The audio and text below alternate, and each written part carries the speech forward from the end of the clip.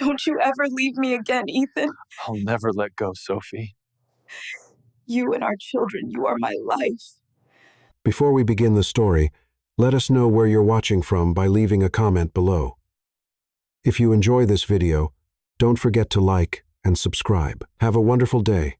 Enjoy the story. Sophie Bennett, 32, cursed the Chicago snowstorm as she pulled her coat tighter around her body. Her pitch meeting with a potential client had run late, and now O'Hare Airport had canceled all flights, leaving her stranded in a city where she knew no one. Her marketing agency back in New York needed this client to survive another quarter, but the meeting had ended with polite smiles and vague promises to be in touch. The lobby of the Regal, Chicago's most exclusive hotel, offered temporary sanctuary from the blizzard. Sophie knew she couldn't afford even the cheapest room, but the warmth was worth pretending she belonged there for a few minutes. "Miss, can I help you?"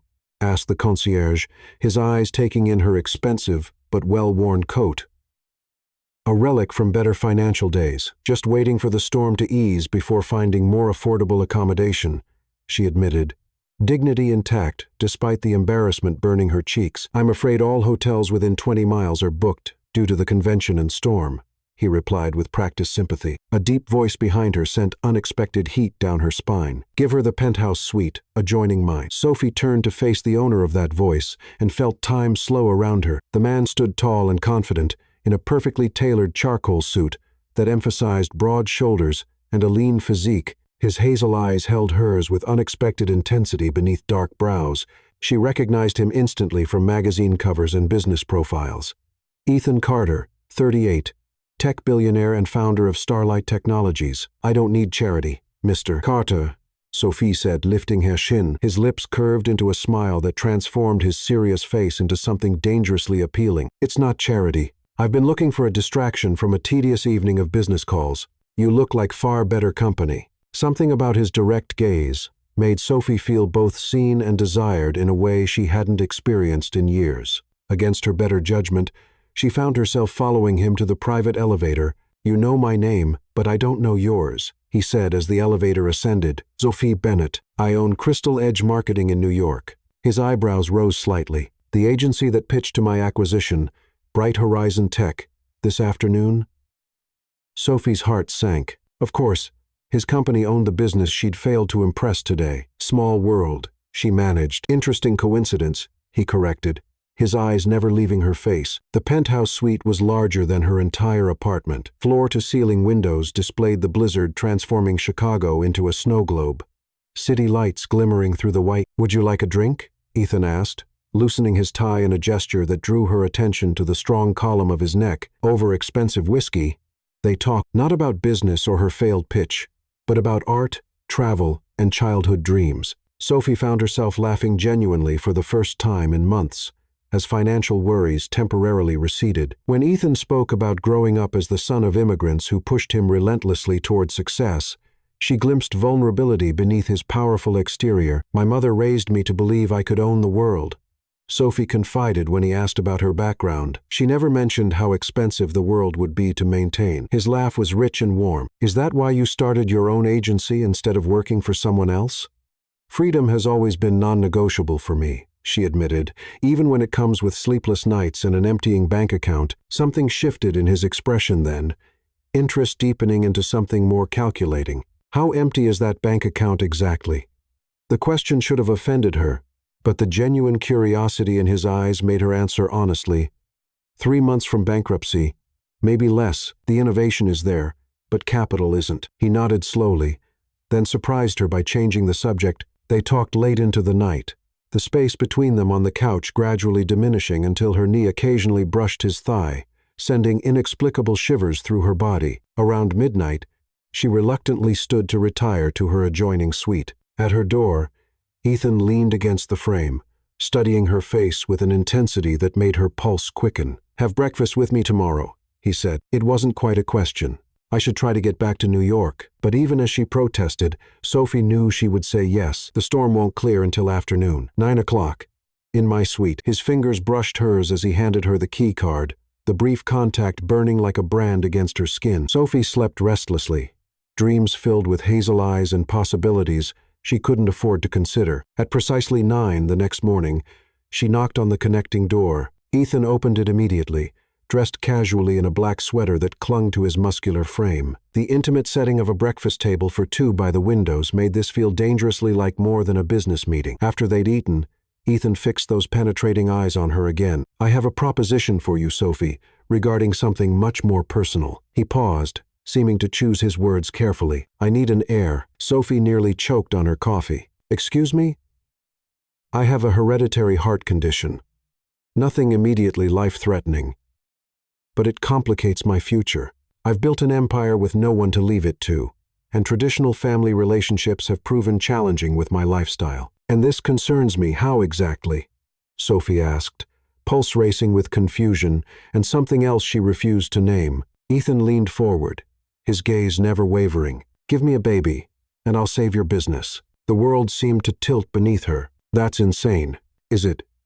You need capital? I need a child with a mother whose intelligence and drive I respect. Our arrangement could be mutually beneficial. You can't be serious. I'm offering $10 million invested in your agency, plus all medical expenses covered and generous child support. Naturally, you would have co-parenting rights, but the child would primarily reside with me after the age of 5. Sophie stood abruptly. "I'm not a broodmare for sale, Mr. Carter." He rose as well, stepping closer until she could smell his cologne, something woodsy and expensive that made her heartbeat accelerate. "I'm not looking to buy you, Sophie. I'm proposing a partnership that solves problems for both of us." This is absolutely ridiculous, yet she couldn't bring herself to walk away. "Think about it," he urged, suddenly close enough that she could feel the heat radiating from his body. "What would you sacrifice for your company's survival? For the dream you've built?" Before she could answer, his hand cupped her cheek with unexpected gentleness. The touch sent electricity coursing through her veins. Then, as if he couldn't help himself, Ethan leaned down and pressed his lips to hers. The kiss was meant to be brief, perhaps even businesslike, but the moment their lips met, something ignited between them. His mouth was warm and tasted faintly of coffee, and when his arms circled her waist to pull her closer, Sophie found herself responding with an intensity that shocked her. The kiss deepened, his tongue teasing the seam of her lips, until she opened for him with a soft gasp. When they finally broke apart, both breathing heavily, Ethan looked as stunned as she felt. His eyes darkened with desire he couldn't hide. "Consider my offer," he whispered, his breath warm against her still tingling lips. "I'll be in New York next week, and expect your answer then." As Sophie gathered her belongings to leave, the ghost of his kiss still burning on her mouth, she knew with terrifying certainty that her life had irrevocably changed in the space of a single snowstorm. What frightened her most wasn't his outrageous proposal. It was how desperately she wanted to accept it. Chapter 2. Impossible to resist. For 7 days, Sophie couldn't escape thoughts of Ethan Carter. His proposition haunted her waking hours, and his kiss invaded her dreams. She'd returned to her New York apartment, determined to forget both, yet found herself researching his condition. Long QT syndrome. Hereditary but manageable with the right medical care. Still potentially life-threatening. She told herself it was simple curiosity, not concern. Her resolve to refuse his outrageous offer strengthened when she entered her small but stylish office in Soho. This was her creation, her dream. She'd built Crystal Marketing from nothing but ambition and innovative ideas. The thought of it disappearing made her physically ill. Another rejection letter. Chloe, 25, her assistant and last remaining full-time employee, placed the envelope on her desk alongside the stack of unpaid invoices. The final blow came that afternoon when her largest client called to terminate their contract, citing budget cuts. Sophie stared at the spreadsheet on her computer, the numbers blurring as she calculated how long before she would have to close the doors permanently. 3 weeks, perhaps 4. Not the 3 months she'd confidently told Ethan. Her phone chimed with a text from an unknown number. "Lunch tomorrow. I'm in town earlier than expected. EC." Sophie's fingers hovered over the screen. She should refuse. She should delete the message and forget him. Instead, she typed, "When and where?" His response came instantly. Le Bernardin, 12:30. Car will collect you at noon. The Bentley arrived precisely at noon the next day. Sophie had spent an embarrassing amount of time choosing an outfit, settling on a form-fitting emerald dress that complemented her dark skin and showcased the curves she normally downplayed in business settings. She told herself it was armor, not enticement. Le Bernardin's maitre d', led her to a private dining room where Ethan waited alone, tall and imposing in a navy suit that made his hazel eyes appear even more striking. When those eyes traveled slowly from her face down the length of her body, Sophie felt the heat of his gaze like a physical caress. "You look beautiful," he said simply, pulling out her chair. "This isn't a date," she reminded him, ignoring the flutter in her stomach when their fingers brushed as he helped her into her seat. His smile held wicked promise. "Of course not.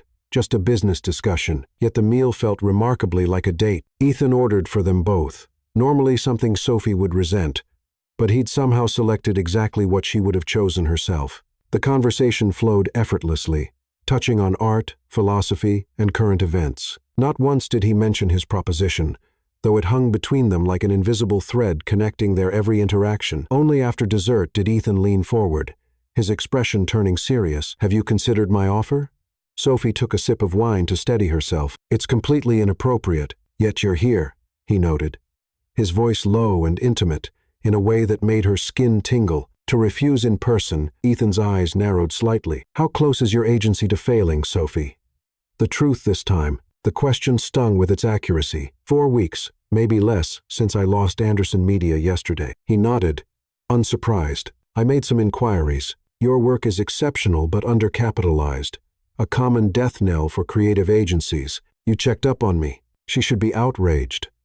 But beneath the indignation was a flicker of something else.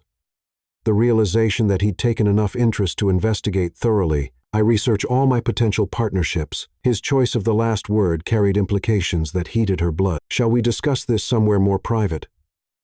An hour later, Sophie found herself in Ethan's penthouse overlooking Central Park. Floor-to-ceiling windows displayed the Manhattan skyline, bathed in afternoon sunlight. But she barely noticed the spectacular view. All her attention was captured by the document Ethan slid across the glass coffee table. "A contract." She raised an eyebrow. "I find clarity beneficial in all relationships," he replied. $10 million invested in your agency, co-parenting rights with primary custody transitioning to me when the child reaches school age, generous ongoing support, and in exchange, you carry my child." The words felt surreal, leaving her lips. "Through artificial insemination?" "Yes, no sexual obligation," he clarified, though the heat in his eyes when he looked at her suggested he wasn't averse to the alternative. Sophie scanned the document, her business mind engaging despite her ethical qualms. The terms were extraordinarily generous. Her company would not only survive but thrive with this investment. Her child would want for nothing. "Why me?" she asked suddenly, looking up to find him watching her intently. "You could have any woman, someone from your social circle, someone without the complications of a struggling business." Ethan moved to sit beside her on the sofa, close enough that his thigh pressed against hers. "I need someone brilliant, driven, and healthy. Someone who understands ambition but values integrity. Someone beautiful enough that I find myself thinking about her when I should be focused on billion-dollar acquisitions." His honesty stole her breath. Before she could respond, his hand covered hers on the contract. "I don't expect an answer today. Take the contract home. Review it with your lawyer." His palm was warm against her skin, the contact sending ripples of awareness through her body. Sophie knew she should pull away but found herself frozen as Ethan's fingers traced delicate patterns across her wrist. "However," he continued, his voice dropping to a register that seemed to vibrate through her, "I would like to know if there's potential for chemistry between us. For the sake of thoroughness." Sophie's heart pounded against her ribs.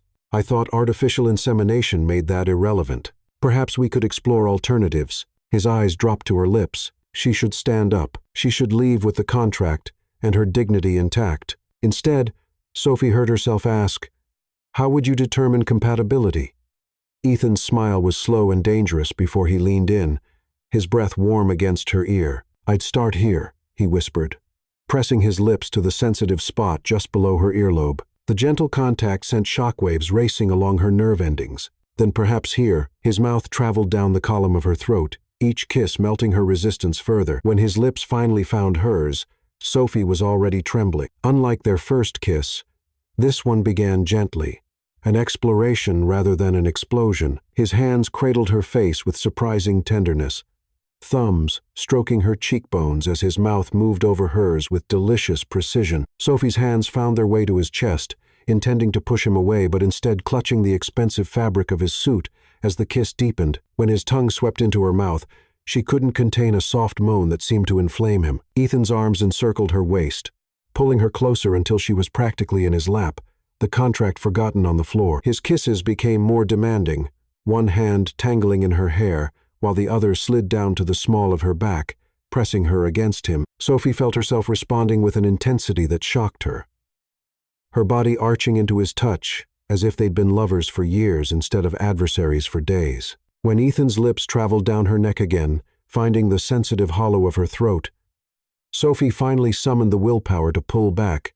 Breathing heavily, "I think compatibility has been established," she managed, her voice embarrassingly breathless. Ethan looked equally affected, his perfect composure ruffled. For the first time since she'd met him, his eyes had darkened to the color of whiskey, and his breathing was as uneven as hers. "Thoroughly," he agreed, making no move to increase the slight distance she'd created between them. "Does that influence your consideration of my proposal?"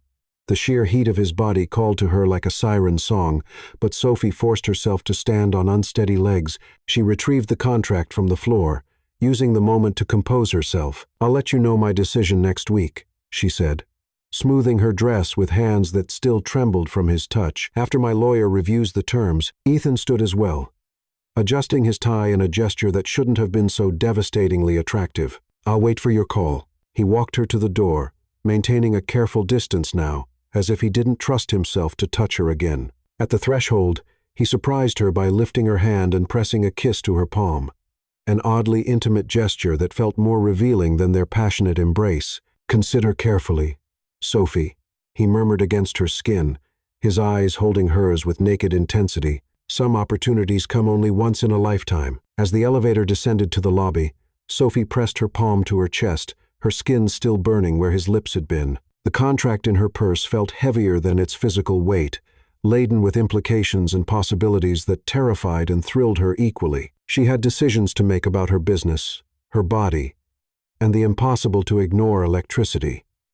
Ethan Carter ignited with just a glance, yet, even as she stepped into the New York afternoon, Sophie knew her decision had been made the moment his lips claimed hers in that Chicago hotel room. Some forces were simply impossible to resist, and the pull between them was undeniable. Chapter 3. Falling Without Permission. "You can't seriously be considering this." Lily, 29, Sophie's best friend since college, stared at her in disbelief across the small table of their favorite Brooklyn cafe. Sophie twisted her coffee cup between her palms. "My lawyer says the contract is ironclad. More than fair, actually." "Fair?"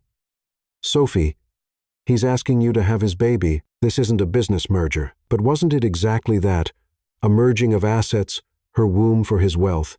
The thought should have disgusted her. Instead, Sophie found herself remembering the heat of Ethan's mouth against hers, the gentle strength in his hands. "I have 9 employees who will lose their jobs if I close," Sophie said finally. "And the work we do matters. With proper funding, we could transform how minority-owned businesses market themselves." Lily reached across the table to grip her hand. "And the baby? What about when you start to feel something for your child? When you have to share custody with a man who sees children as business assets?" Sophie had asked herself the same question 100 times in the week since her meeting with Ethan. Each time, his words echoed in her mind. "I need someone brilliant, driven, and healthy. Not some faceless surrogate, but her specifically. That had to mean something. I think there's more to him than that," she admitted quietly. Lily's eyes widened. "Oh God, you already have feelings for him." "No, it's just complicated." But later that night, alone in her apartment, Sophie acknowledged the truth as she signed her name to the contract. This wasn't just about saving her company. Something about Ethan Carter had gotten under her skin, into her blood, something that made her tremble at the thought of creating a child with him, even through the clinical distance of artificial insemination. 3 days later, she sat across from him in the office of one of Manhattan's most exclusive fertility specialists.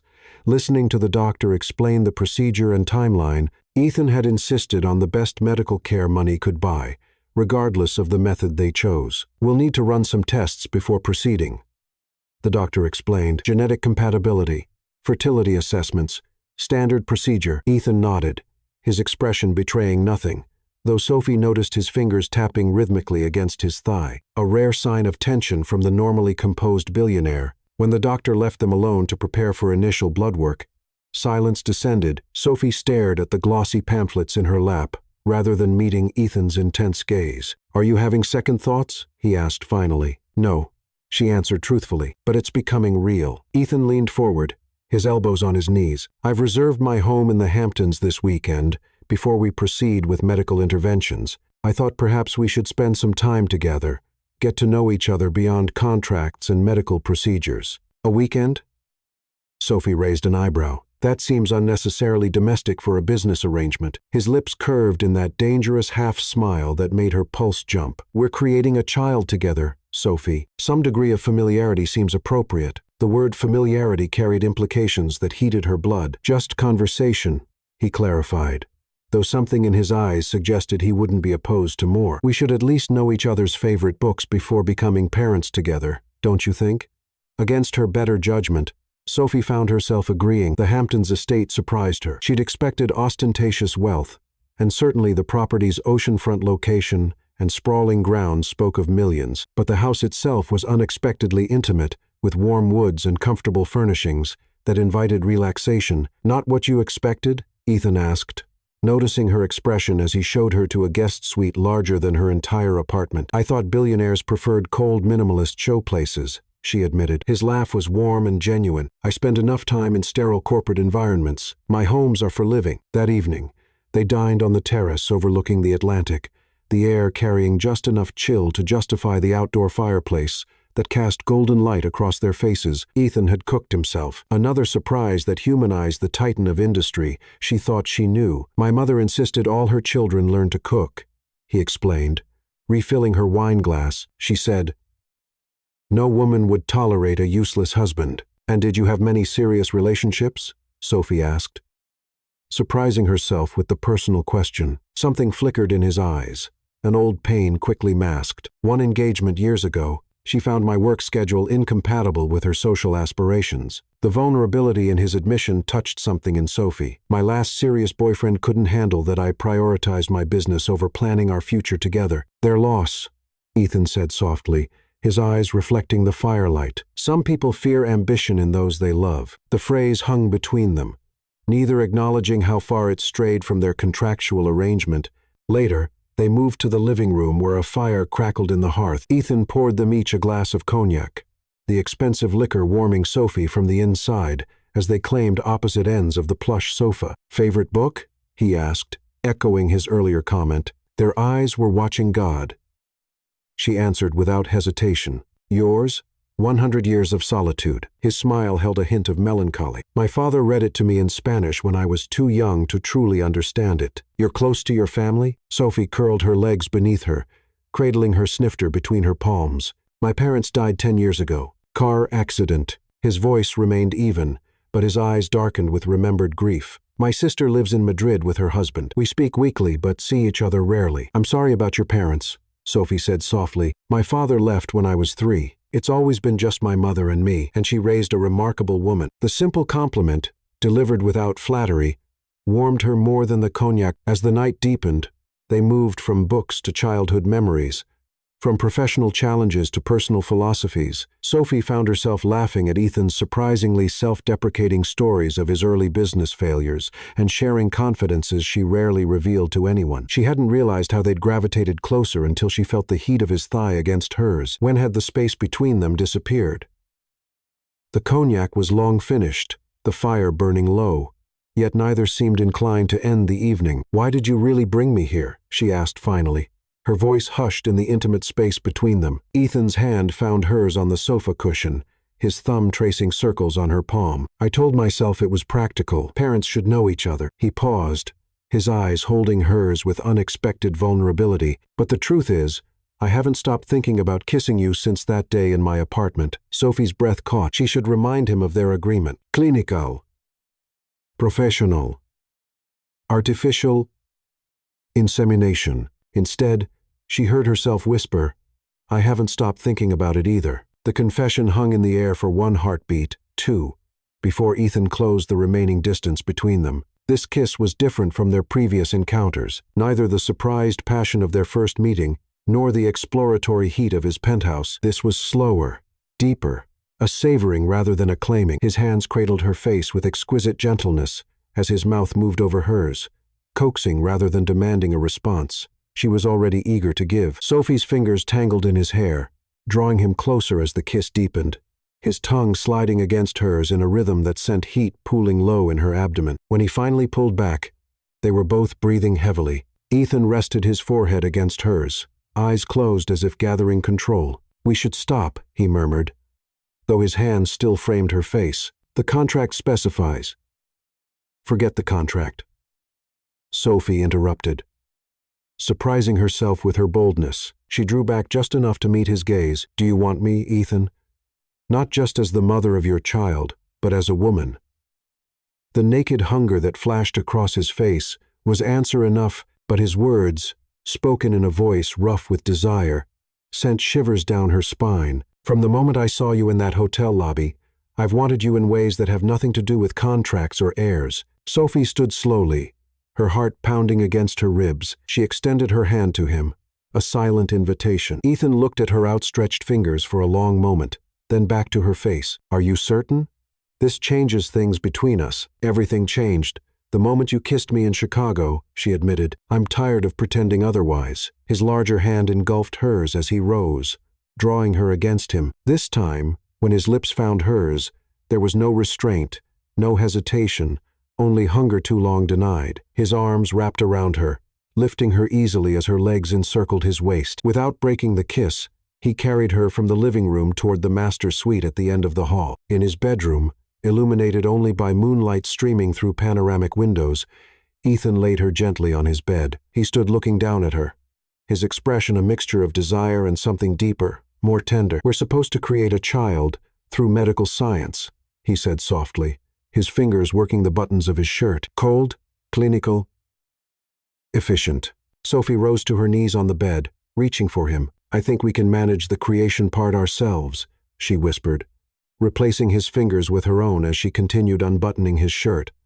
"Though I can't promise cold or clinical." His laugh vibrated beneath her palms as she spread his shirt open, revealing a chest more muscled than his tailored suit suggested. "Efficiency has never been less appealing," he agreed, his voice dropping to a growl as her hands explored the warm skin she'd uncovered. When her fingers trailed down to his belt, Ethan caught her wrists gently. "Not yet," he murmured, pressing her back onto the mattress. "I've imagined this too many times to rush." His lips traced a path from her mouth to her jawline, then down the sensitive column of her throat as his fingers slowly lowered the zipper of her dress. Each newly revealed inch of skin received the worship of his mouth until Sophie was trembling beneath him, desire building to an almost unbearable intensity. "You're even more beautiful than I imagined," Ethan whispered against her collarbone as he drew her dress away completely, his eyes darkening as they traveled over her body, clad only in delicate black lingerie. Sophie reached for him, suddenly self-conscious under his heated gaze. "Don't look at me like that." "Like what?"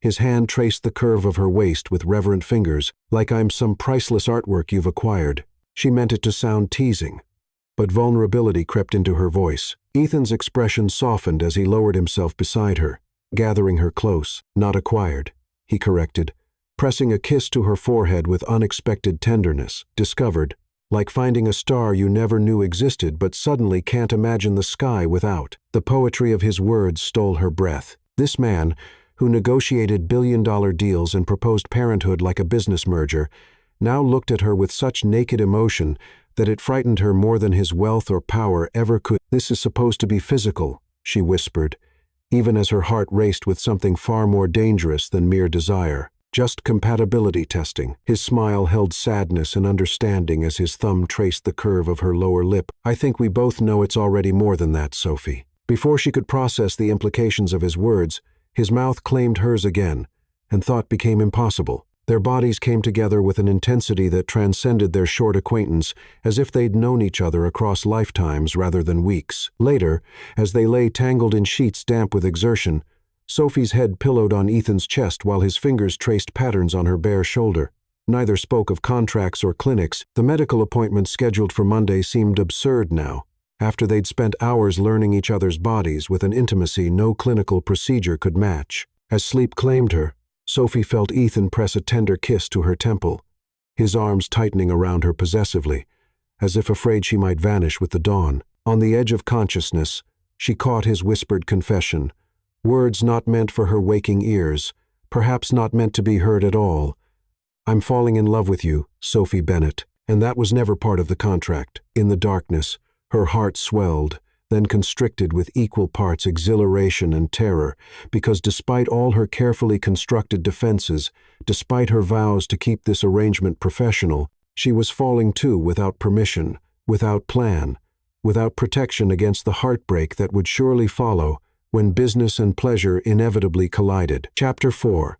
Double Blessing, Double Trouble. 6 weeks after their weekend in the Hamptons, Sophie found herself at Ethan's Montana ranch, a sprawling property nestled against the Rocky Mountains. Their relationship had evolved into something neither had anticipated, occupying a space between business arrangement and passionate affair that defied easy definition. "I've never seen stars like this," Sophie murmured as they sat on the deck of the main house, a stunning timber and glass structure that somehow managed to be both luxurious and rustic. Above them, the Montana sky displayed a tapestry of constellations impossible to see in New York. Ethan's arm tightened around her shoulders. "I come here when the world gets too loud," he admitted. "No staff this weekend, just us." The intimacy of his words warmed her more than the outdoor fireplace crackling nearby. In the weeks since signing the contract, Ethan had gradually revealed layers beneath his powerful exterior. A man who could conduct multinational business deals by day, and then spend hours teaching neighborhood children to code through his foundation. "Are you feeling better?" he asked, his fingers trailing through her hair. "You barely touched dinner." Sophie hesitated. She'd been queasy for days, attributing it to the stress of managing her expanding agency. But this morning, she'd finally acknowledged the other possibility and purchased a pregnancy test at a drugstore miles from her apartment. "Actually," she began, her heart suddenly pounding, "I'm late, almost 2 weeks." Ethan went completely still beside her, his breathing suspended for a long moment before he turned to face her fully. "Have you tested?"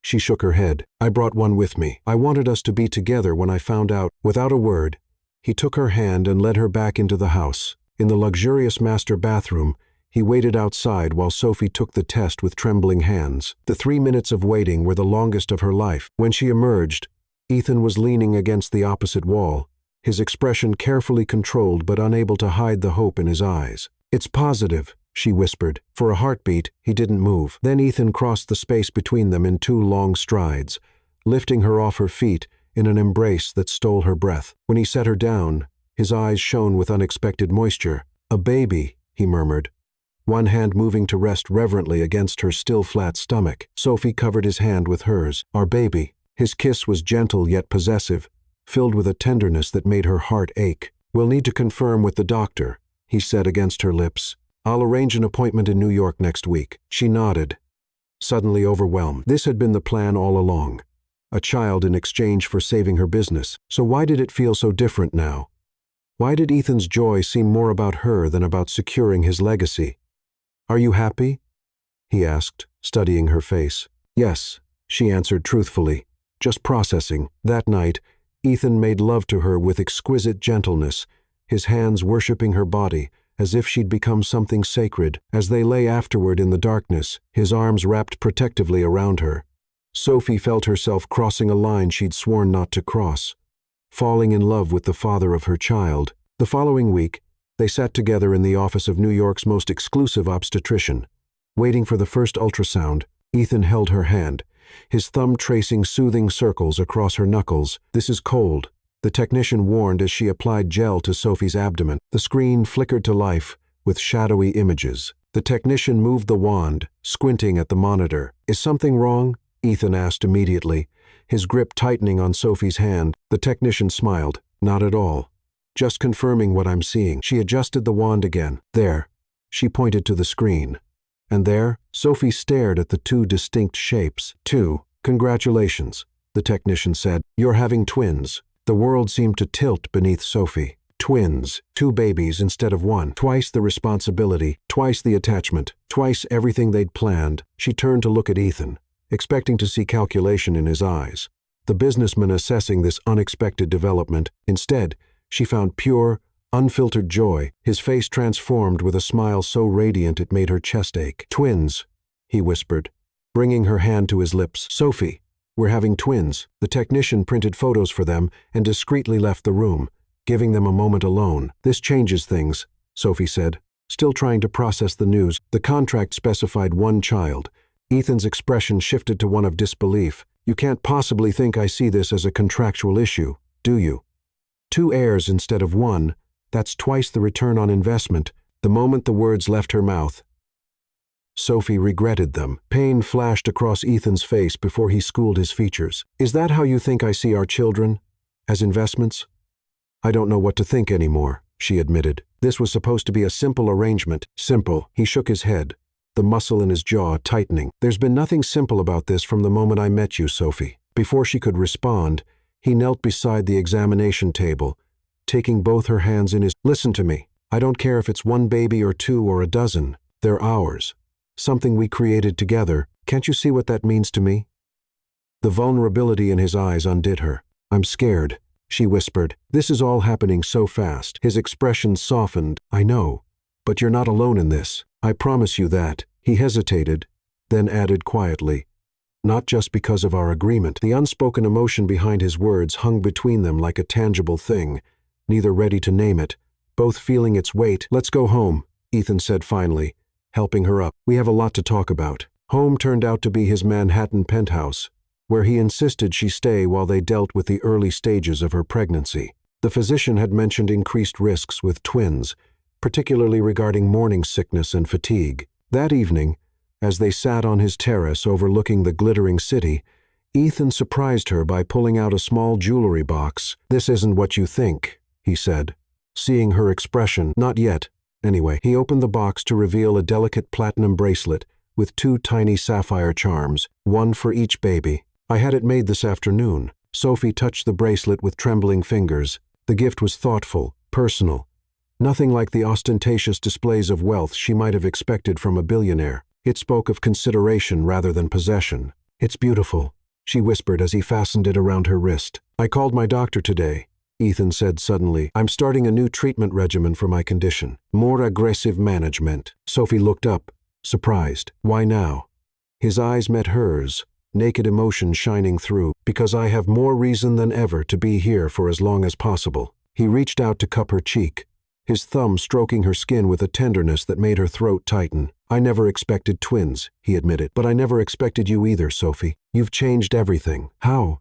She asked, her voice barely audible over the distant sounds of the city. Instead of answering with words, Ethan drew her into his arms, his kiss conveying what neither was ready to say aloud. As the Manhattan lights twinkled around them, Sophie surrendered to the feeling she'd been fighting, the impossible, undeniable truth that what had begun as a business arrangement had become the most profound connection of her life. Later that night, as Ethan slept beside her, his hand protectively spread across her abdomen, Sophie gazed at the bracelet glinting in the moonlight filtering through the windows. 2 sapphires for 2 unexpected blessings, 2 lives that would forever bind her to this complex, passionate man who had stormed into her life with an outrageous proposition and somehow claimed her heart in the process. She placed her hand over his on her stomach, imagining the tiny lives growing beneath their joined fingers. Whatever came next, however their unorthodox relationship evolved, these children would be loved. Of that, at least, she was certain. Chapter 5. Protective Passion. By the 3rd month of her pregnancy, Sophie had relocated to Ethan's Manhattan penthouse. Though she maintained her Brooklyn apartment as a symbolic gesture of independence, the morning sickness that had plagued her first trimester intensified with twins, often leaving her depleted and frustrated at her body's betrayal. You should be resting, Ethan said, finding her hunched over her laptop at the dining table one evening, spreadsheets illuminating her tired face. He just returned from a 3-day business trip to Silicon Valley, his tie loosened and jacket discarded at the door. Sophie looked up, unable to hide her smile at seeing him despite her exhaustion. The Peterson campaign launches next week. I need to finalize the strategy. Instead of arguing, Ethan moved behind her chair, his strong hands finding the knots in her shoulders with unerring precision. You've built an exceptional team, he reminded her, as his thumbs worked magic along her spine. Trust them to execute your vision. She let her head fall back against his chest, tension melting under his touch. That's rich, coming from the notorious micromanager of Starlight Technologies.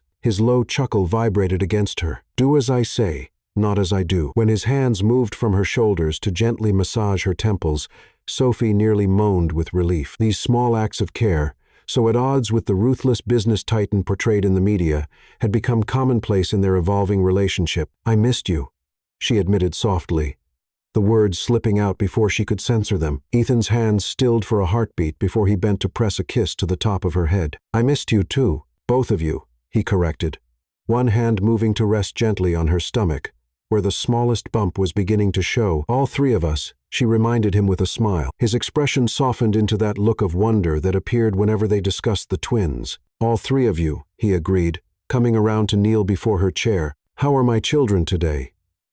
"Active, especially when I'm trying to sleep." Ethan pressed his palm more firmly against her belly, as if trying to connect with the tiny lives growing within. The tenderness in his touch made Sophie's heart constrict with emotions she still resisted naming. "Come to bed," he urged, standing and offering his hand. "The spreadsheets will still be there tomorrow." Too tired to argue, Sophie allowed him to lead her to the master suite, with its panoramic views of the city. Their nighttime routine had developed a comfortable rhythm.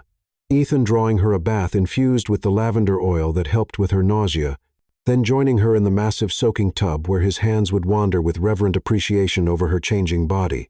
Tonight, as she leaned back against his chest in the warm water, his arms encircling her, Sophie felt the weight of unspoken words between them. "The doctor's appointment yesterday," she began, watching his reflection in the floor-to-ceiling windows opposite the tub. "There's something I didn't tell you." His body tensed behind her. "What is it? Are the babies all right?" "They're fine," she assured him quickly. "It's just, my blood pressure is elevated. Doctor, Morgan wants me on partial bed rest for the next few weeks. She's concerned about preeclampsia." Ethan was silent for a long moment, his hands unconsciously protective over her belly beneath the water. "Why didn't you tell me immediately? You were closing the Beijing deal. I didn't want to worry you." He turned her in his arms to face him, water sloshing around them. "Nothing, no deal, no company. Nothing is more important to me than you and our children. Do you understand?" The fierce intensity in his eyes stole her breath. "Ethan, Sophie, I need you to hear this." His hands framed her face with gentle insistence. "When I created that contract, I thought I knew what I wanted. An heir, a continuation of my legacy. But now," he paused, vulnerability raw in his expression, "now, the thought of anything happening to you terrifies me more than any business failure ever could." The naked emotion in his voice made her throat tighten. "I'm fine. We're all fine. It's just a precaution. A precaution we're going to take very seriously." His thumb traced her cheekbone with exquisite tenderness. "Starting tomorrow, you're working from home. I'll have a home office set up in the guest suite." Sophie started to protest, then saw the fear beneath his commanding tone. This wasn't about control, it was about protection. About care. "Okay," she agreed softly, "but I still need to visit the office once a week. I can't run my agency entirely remotely." "Twice a month," he countered, "and I'll come with you. Once a week, and I'll use your driver instead of the subway." A smile tugged at his lips. "Still negotiating with me, even in the bathtub." "Always," she confirmed, leaning forward to press a soft kiss to his mouth. What began as gentle reassurance quickly deepened into something more heated as Ethan pulled her closer, water lapping around them as his hands slid down her back to her hips. The changes in her body had only intensified his desire, his touch reverent as he explored the fuller curves of her breasts, the roundness of her belly. "You're beautiful," he murmured against her throat as his lips traced a path down to her collarbone. "More beautiful every day." Sophie arched into his touch, her body hypersensitive with pregnancy hormones. "Even with swollen ankles and stretch marks, especially then," he whispered, lifting her easily from the water and carrying her to the bedroom, not bothering with towels as he laid her against the silken sheets. "Every change in your body is because you're carrying my children, our children. How could that be anything but beautiful to me?" His mouth followed the water droplets trailing down her skin, worshipping each inch as if committing it to memory. When he finally joined their bodies, it was with such tender care that tears pricked Sophie's eyes, not from the physical pleasure that built between them, but from the emotional intimacy that transcended their physical connection. Afterward, as they lay tangled together in the darkness, Ethan's hand tracing idle patterns on her damp skin, Sophie found herself wondering how she had gone from viewing this man as an arrogant billionaire to feeling so completely, terrifyingly attached to him. "I'm having the east wing of the penthouse renovated," he said into the comfortable silence. "For a nursery." Sophie raised herself on one elbow to look at him. "When did you decide this?" Last week, the designer is coming tomorrow for your input. His expression turned slightly sheepish. I may have already approved some preliminary plans. Of course you did, she said, unable to contain her smile. Always 10 steps ahead. Not always, he admitted, brushing a damp curl from her forehead. You've managed to keep me thoroughly off balance since the day we met. The following weeks brought dramatic changes to their lives. True to his word, Ethan had a state-of-the-art home office installed for Sophie, complete with video conferencing capabilities that allowed her to maintain a presence at her agency while respecting her reduced schedule. More surprising was how thoroughly he rearranged his own life to accommodate her health needs. Board meetings were relocated to the penthouse. Business trips were shortened or delegated to his executive team. Most nights, Sophie would fall asleep to the sound of his voice as he conducted international calls from the chair beside their bed, unwilling to leave her alone, even for business. One morning, Sophie awoke to find the space beside her empty,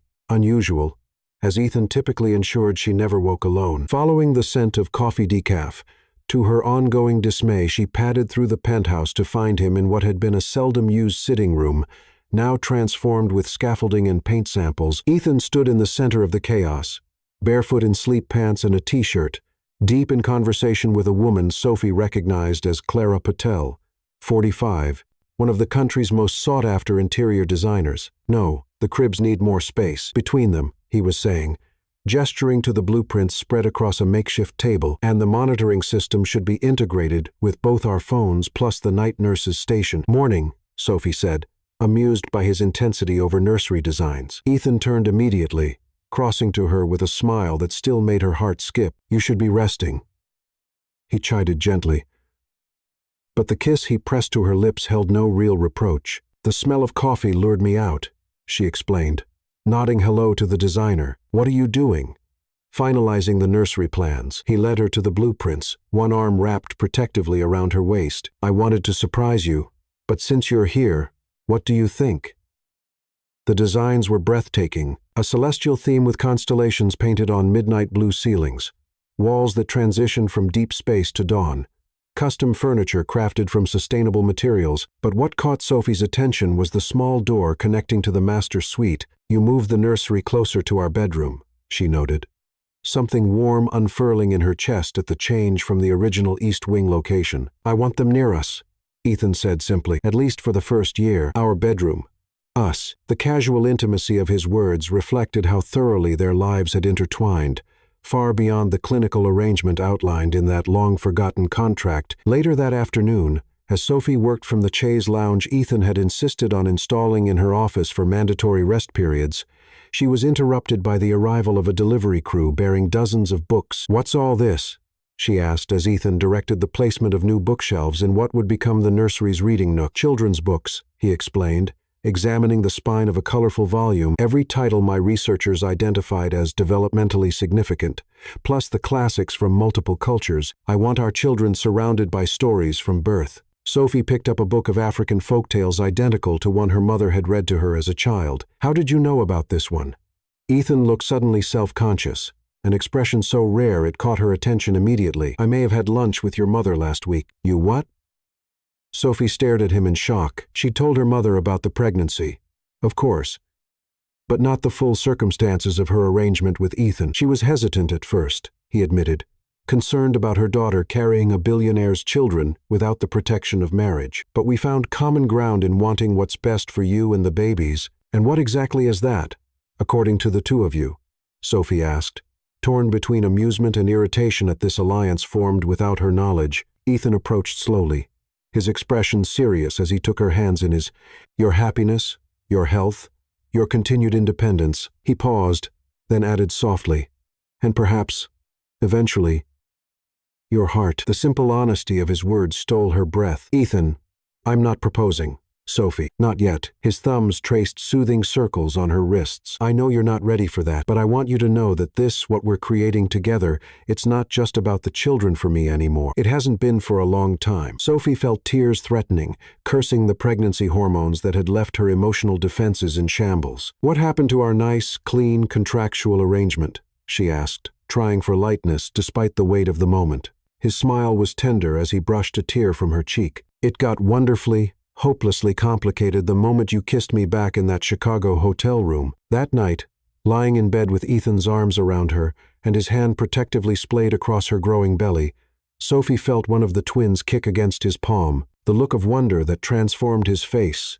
equal parts vulnerability and joy, broke something open inside her. "I think I'm falling in love with you," she whispered into the darkness, afraid to watch his reaction to words she'd never intended to speak. For a heart-stopping moment, Ethan was perfectly still beside her. Then he gathered her closer, his lips finding hers in a kiss of such tender passion that it answered her confession without words. "I fell for you months ago," he murmured against her mouth. "I've just been waiting for you to catch up." As his hands and lips began their now familiar worship of her changing body, Sophie surrendered to the truth she'd been fighting since that first passionate weekend in the Hamptons. What had begun as a business arrangement had evolved into something neither had anticipated, a connection that transcended contracts and conditions, that flourished in the space between calculation and chance. And as Ethan's touch ignited her body while his whispered words of devotion soothed her soul, Sophie allowed herself to believe that perhaps their unorthodox beginning might lead to the most conventional of happy endings. Chapter 6. Hearts Entangled. "Ethan, your sister just texted me. They've landed early." Sophie's voice carried through the penthouse as she waddled, there was no other word for it, at 5 months pregnant with twins, from the bedroom to the living room, where Ethan was making last-minute arrangements. His head snapped up from his phone, a flash of panic, crossing his normally composed features. "They weren't supposed to arrive until tonight." "Well, they're here now. Sophia says they're 20 minutes from Manhattan." Ethan crossed the room in long strides, pulling Sophie into his arms with the gentle protectiveness that had become second nature. "Are you sure you're up for this? We can still cancel." Sophie laughed, smoothing his already perfect tie. "Cancel your sister's first visit in 2 years? I don't think so." She kissed him lightly, savoring the immediate way his body responded to her touch. "Besides, they have to know eventually. Might as well be now." The truth was, Sophie was nervous. In the 2 months since they'd confessed their feelings, their relationship had blossomed in the safe cocoon of their private life. They hadn't discussed how to explain their unconventional arrangement to others, especially Ethan's traditional Spanish family. Technically, they were still operating under a contract, albeit one neither had mentioned in months. They weren't engaged, though Ethan had taken to kissing her growing belly each night and whispering to the twins in Spanish about "your mama, who will someday be my wife." "Sophia can be intense," Ethan warned, his hands moving to rest on the swell of her stomach where the twins were performing their daily acrobatics. "My parents raised us with very traditional values." "You mean she might object to her brother knocking up a woman with twins out of wedlock?"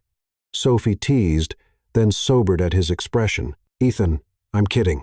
It'll be fine." His eyes searched hers. "I don't want them making you uncomfortable. You and the babies are my priority." The fierce protectiveness in his voice warmed her from within. Before she could respond, the elevator chimed, announcing visitors. "That was not 20 minutes, Sophie muttered, suddenly self-conscious about her maternity dress and the obvious evidence of her pregnancy. Ethan squeezed her hand. "Remember, I love you." The words, still new enough to send shivers down her spine, gave her courage as the elevator doors opened. Sofia Carter Vega, 35, burst into the penthouse like a force of nature, her dark eyes, so similar to Ethan's, taking in everything at once. Behind her followed a distinguished man Sophie assumed was her husband, Javier, 40, and 2 beautiful children who shared the Carter family's striking features. "Hermano," Sophia cried, throwing herself into Ethan's arms. "Demasiado tiempo." As the siblings embraced, Sophia's gaze found Sophie over Ethan's shoulder, her eyes widening, traveling obviously to Sophie's protruding stomach before returning to her face with unconcealed shock. "Sophia," Ethan said, switching to English as he stepped back and reached for Sophie's hand. "This is Sophie Bennett, my partner. Sophie, my sister Sophia, her husband Javier, and my niece and nephew, Elena, 9, and Lucas, 7. Sophie stepped forward with an outstretched hand. "It's wonderful to finally meet you. Ethan talks about you constantly." Sophia took her hand after the briefest hesitation, her expression a complex mixture of emotions. "Partner," she repeated, the emphasis subtle but unmistakable. Her gaze returned to Sophie's belly, and clearly more than that. It seems Javier moved forward smoothly, kissing Sophie's cheeks with European formality. "Please forgive my wife's directness. The shock of seeing her brother so domesticated has temporarily stolen her manners." The gentle reprimand broke the tension as Sophia flushed slightly. "Forgive me. It's just that Ethan never mentioned. She gestured vaguely toward Sophie's stomach. It's a relatively recent development, Sophie offered with a smile. We're expecting twins in about 4 months. Twins? Sophia's expression softened immediately. Dios mío, twins run in our family. Our grandmother was a twin. As the initial awkwardness faded, the family moved to the living room where Ethan had arranged for refreshments. The children quickly gravitated to Sophie, fascinated by her pregnancy and full of questions about the babies that made the adults laugh. Will you be getting married before they arrive? Elena, the 9-year-old niece, asked with childish directness as she pressed her small hand against Sophie's belly, delighted when one of the twins kicked in response. An uncomfortable silence fell over the room. Sophie glanced at Ethan, unsure how to answer. Elena, Sophia began, but Ethan interrupted gently. It's all right. He met Sophie's eyes across the room, something soft and private in his gaze. Sophie and I are taking things one step at a time. But Papa says babies should have married parents, Elena persisted. Oblivious to the tension, Javier cleared his throat. Perhaps we should let the children see their bedrooms. I'm sure they'd like to rest before dinner. After the children were settled in the guest rooms with their tablets, the adults reconvened for cocktails, sparkling water with lime for Sophie, while the others enjoyed Ethan's expensive scotch. So, Sophia said, settling beside Sophie on the sofa while the men discussed Javier's banking business across the room. How did you and my brother meet? He's been frustratingly vague in his messages. Sophie hesitated, unsure how much Ethan wanted her to reveal. We met during a business trip in Chicago, she said carefully. I own a marketing agency that was pitching to one of his acquisitions. Ah, business. Always my brother's first love. Sophia's smile was knowing as she sipped her drink. Until now, it seems, he's very passionate about his work. Sophie agreed neutrally. Sophia laughed softly. That's a diplomatic answer. Most women call him obsessive, controlling, and impossible. She studied Sophie curiously. Yet here you are, carrying his children, and looking at him like he hung the moon. Heat rose in Sophie's cheeks. Was she that transparent? Ethan is not always what he seems on the surface. Clearly, Sophia's eyes softened. I haven't seen him like this before. The way he watches you, like you might disappear if he looks away. She leaned closer, lowering her voice. He doesn't bring women to the penthouse. Ever. Not even Maria. And they were engaged for nearly a year. Sophie tried to hide her surprise. Ethan had mentioned an engagement years ago, but few details. People change, she offered. My brother doesn't, Sophia replied firmly, not without significant motivation. Her gaze dropped to Sophie's stomach again. Are the twins why you're not married yet? Was this unexpected? The delicate question hung between them. Sophie opened her mouth to explain their arrangement, then stopped. How could she possibly describe the contract, the business deal that had evolved into the deepest love she'd ever known? The timing was unconventional, she said finally, but the babies are very much wanted by both of us. Sophia seemed about to press further when Ethan appeared beside them, his hand coming to rest possessively on Sophie's shoulder. Interrogating my partner, Sophia.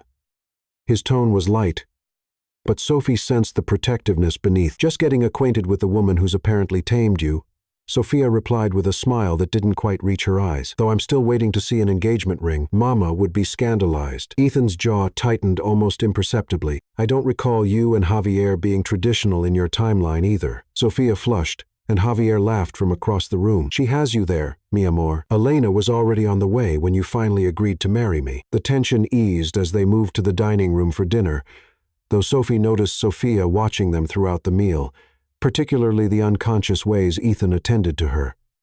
Refilling her water glass, ensuring she had enough cushioning, his hand frequently finding hers or resting gently on her belly. Later that night, after their guests had retired to the guest wing, Sophie sank gratefully into bed beside Ethan, who immediately pulled her into his arms. I'm sorry about Sophia, he murmured against her hair. She means well, but subtlety has never been her strength. Sophie traced idle patterns on his chest. She loves you. She wants to make sure I'm not taking advantage of the eligible bachelor billionaire. His laugh rumbled beneath her ear. If she knew how this began, let's maybe not share the baby for business bailout contract with your family, Sophie suggested dryly. I don't think it would improve their impression of me. Ethan's arms tightened around her. I don't care what they think. I care about you. About us. He paused, then added softly, I never expected this, Sophie. Any of it. The way I feel about you terrifies me sometimes. She raised her head to look at him. The great Ethan Carter. Terrified. Completely. His eyes held such vulnerability it made her chest ache. I built my empire believing I needed nothing and no one. Now I can't imagine my life without you in it." Before she could respond, her phone chimed with a text message. Reluctantly pulling away from Ethan's embrace, Sophie checked the screen. "It's my mother," she said, surprise coloring her voice. "She wants to have breakfast tomorrow. She never comes to Manhattan." Ethan propped himself up on one elbow. "Do you think Sophia contacted her somehow? How would she even have her number?" Sophie frowned, then understanding dawned. "The lunch you had with her, you exchanged information, didn't you?" He had the grace to look sheepish. "I may have suggested they connect." "Ethan." Sophie sat up fully now. "You can't orchestrate people's relationships like business mergers," she said, irritation flaring despite her exhaustion. "People aren't companies to be acquired and merged." "I wasn't," he began defensively, then stopped himself, his expression softening. "You're right.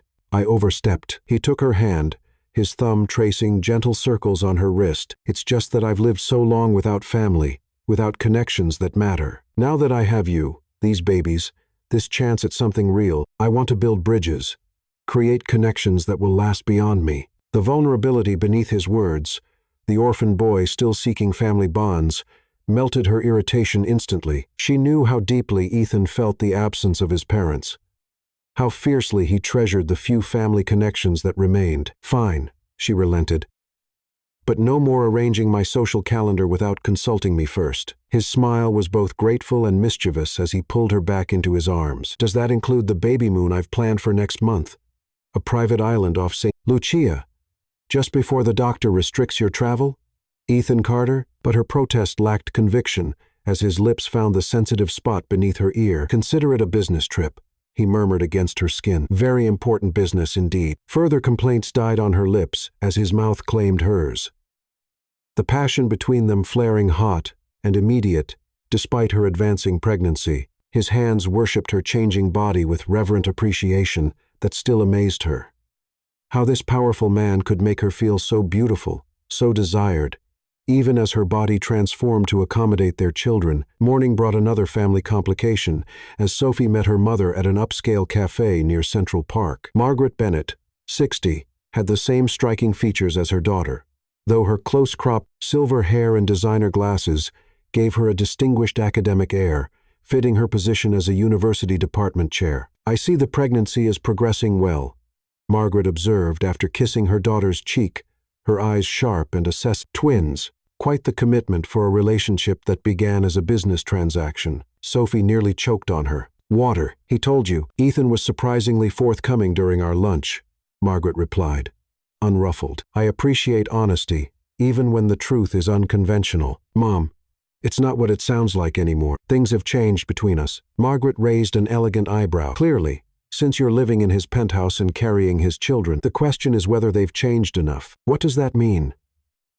"It means," Margaret said carefully, "that I raised you to be independent, to never depend on a man for your security or happiness. Yet here you are, pregnant with a billionaire's babies, living in his home, your business thriving thanks to his investment." The words stung with uncomfortable truth. "My agency is successful because of my work, not just his money." "Of course it is. Your talent was never in question." Margaret reached across the table to grip her daughter's hand. "But Sophie, when these babies come, when your body and heart are entirely focused on these new lives, will your independence remain intact? Will your identity survive being Ethan Carter's woman, the mother of his heirs?" "That's not how he sees me," Sophie protested, though a seed of doubt took root. "We love each other." "I'm sure you do," Margaret said softly, "but love without equality rarely survives. His sister called me last night, concerned that her brother has no plans to marry you before the twins arrive." Sophie's eyes widened. "Sophia called you?" "She's protective of her brother and his reputation, not unlike Ethan himself." Actually, Margaret's smile held a hint of admiration. "She wanted to assess my position on the situation." "And what did you tell her?" Sophie asked, dreading the answer. "I told her that my daughter makes her own decisions, and that if marriage was not yet on the table, I trusted there were good reasons." Margaret sipped her tea calmly. "I also suggested that pressuring you would be counterproductive." Relief flooded through Sophie. "Thank you. Don't thank me yet," Margaret warned. "I support your choices, but I need to know they're truly your choices, not concessions made because of financial entanglement or pregnancy hormones. Are you happy, Sophie?" Truly happy? Not just swept away by passion and luxury. The question gave Sophie pause. These past months with Ethan had been a whirlwind of emotion and adjustment. The contract that had brought them together now seemed like a relic from another lifetime, yet it still legally bound them. Their relationship had evolved organically into love, yet they'd never fully addressed the power imbalance at its foundation. I love him, she said finally. More than I thought possible, and he loves me, not just as the mother of his children. Then why aren't you engaged? Margaret asked bluntly. Sophie smiled ruefully. Because he hasn't asked. And because I'm not sure I'd say yes if he did. Not yet. Margaret studied her daughter's face. Now that sounds like my independent girl. When Sophie returned to the penthouse, she found Ethan and Sophia in the kitchen, having what appeared to be an intense conversation in rapid Spanish. They fell silent at her entrance, exchanging glances that raised Sophie's suspicions immediately. Don't stop on my account, she said, hanging her purse on the back of a chair. Sophia recovered first, smiling too brightly. We were just discussing family matters. How was breakfast with your mother? Illuminating, Sophie replied, eyes fixed on Ethan. She mentioned you two had a nice chat on the phone last night. Sophia, at least, had the grace to look embarrassed. I thought it would be good to connect, mother to mother, about the babies who aren't here yet and already have more people managing their lives than a Hollywood child star, Sophie said dryly. Ethan approached her, his expression serious. We need to talk, he said quietly. Alone. After Sophia discreetly excused herself, Ethan led Sophie to the terrace, his usual confidence seemingly diminished. Your family thinks we should get married, Sophie said before he could speak. Yes, he didn't deny it. But that's not why I want to talk. Something in his tone made her heart beat faster. What is it? Sophia received a call this morning from a journalist asking for confirmation about my contract baby arrangement with a struggling businesswoman. Sophie felt the blood drain from her face. What? How could anyone know about that? I don't know, Ethan said grimly. The contract was confidential, seen only by our lawyers. But someone is talking to the press. Is this why Sophia called my mother? To coordinate damage control? Ethan nodded. Partially. She's protective of the family name. He hesitated, then added, she also suggested that announcing an engagement would neutralize the story. Sophie stiffened. So I should marry you to avoid a scandal. How romantic. That's not. He ran a hand through his hair in frustration. I don't care about the scandal, Sophie. I care about protecting you and our children from media intrusion. By rushing into a marriage to save appearances? She stepped back, something cold forming in her chest. Is that what these past months have been? A long-term public relations strategy? Hurt flashed across Ethan's face. How can you even think that? I love you. I've told you that. Shown you that. While conveniently solving your image problem at the same time, as soon as the words left her mouth, Sophie regretted them. She knew they weren't fair, but fear and hormones and her mother's warnings about independence were colliding inside her. Is that what you think of me? Ethan's voice was dangerously quiet. After everything we've shared? Before she could respond, Sophia appeared at the terrace doorway. I'm sorry to interrupt, but Javier's mother just called. She saw the gossip item online already. It's spreading. The next hours passed in a blur of phone calls and strategy sessions. Ethan's PR team arrived to manage the situation, presenting options ranging from no comment to public statements. Through it all, Sophie felt increasingly like a spectator in her own life crisis, watched with sympathetic concern by Ethan's family as the professionals took control. That evening, after Sophia and her family had tactfully retreated to their hotel for the night, Sophie found Ethan in his home office, still on the phone with his legal team. I don't care what it costs, he was saying, his voice tight with controlled anger. Find out who leaked it and make them regret it. He looked up as Sophie entered, his expression softening immediately. I need to go handle it. He ended the call and came around his desk, reaching for her. You should be resting. I've been resting all day while your team manages my scandal, she said, avoiding his touch. I need to know what's happening, Ethan. This affects me too. He let his hands fall to his sides. The story's been contained for now. My team is tracking down the source. And your family? They must be thrilled about the scandal. They're concerned, he admitted. But they support us. Support your decision to have a contract baby with a struggling black business owner? Sophie laughed without humor. I doubt that's the narrative they're embracing. Ethan's expression hardened slightly. They support me loving the woman who's carrying my children. They support our relationship, however it began. Do they? Sophie challenged. Or would they prefer a quick wedding to legitimize the situation? What's really bothering you, Sophie? He asked quietly. This isn't just about the media or my family. She wrapped her arms around herself, suddenly feeling vulnerable. My mother asked if I was losing myself in this relationship, if I was sacrificing my independence because of the babies, because of your money. Understanding dawned in his eyes. And the leak makes you feel like our private life is being controlled by outside forces, like you're losing even more autonomy. Sophie nodded, tears threatening. Damn pregnancy hormones. I love you, Ethan, but I didn't sign up to be a scandal or a publicity problem for your family to manage. I don't want to be seen as the woman who trapped you with a pregnancy. No one who matters sees you that way, he said firmly, closing the distance between them. This time, she didn't resist when he gathered her close. I certainly don't. She rested her forehead against his chest, breathing in his familiar scent. Your sister suggested we get engaged. Sophia has opinions about everything, he said, his voice rumbling beneath her ear. But this decision is ours alone. Pulling back slightly, Sophie looked up at him. What do you want, Ethan? Truly. His answer came without hesitation. I want you, these babies, our family. I want to wake up beside you every morning for the rest of my life. He cupped her face with gentle hands. I've wanted to marry you since that weekend in the Hamptons, Sophie, but I won't propose because of a scandal or family pressure. When I ask, it will be because we're both ready, because it's right for us. The simple honesty in his words melted the ice that had formed around her heart. Rising on tiptoes, she pressed her lips to his in a kiss that conveyed everything she couldn't yet put into words. Her love, her fear, her trust. As Ethan's arms tightened around her, his mouth claiming hers with a passion that still took her breath away, Sophie knew they would weather this storm together, not as a billionaire and his contract partner, but as two people who had found unexpected love in the most unconventional of beginnings. Chapter 7. Love's Ultimatum. The media storm surrounding their relationship peaked and subsided over the next 3 weeks. Ethan's formidable legal team had identified the leak, a junior paralegal at Sophie's former lawyer's office, who had sold information to a gossip blog. A combination of legal threats and a substantial settlement with confidentiality provisions had stemmed the tide of stories, though Sophie still felt the occasional sting of curious glances when she ventured into Manhattan's elite social circles.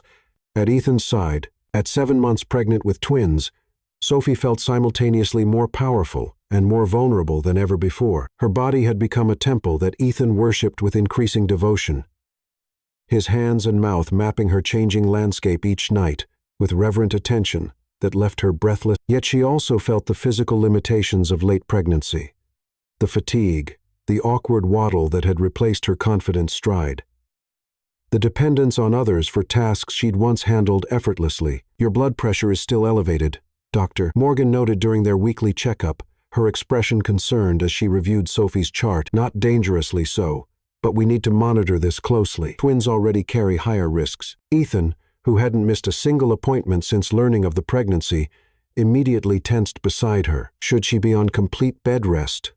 Not yet, the doctor replied, but I want to see you twice weekly now, Sophie.